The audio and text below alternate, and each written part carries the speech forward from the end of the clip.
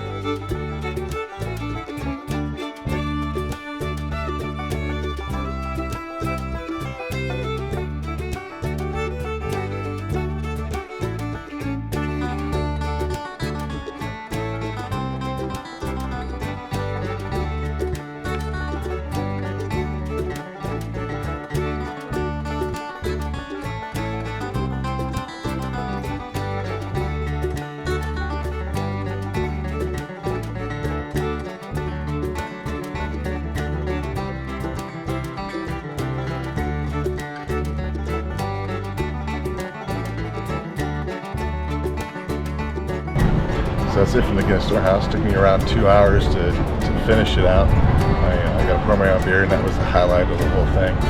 The gift store was really, really nice too. So if you're in town, it's a must do. Like this video, smash that like button, subscribe to the channel. Thanks for watching. Catch you next time.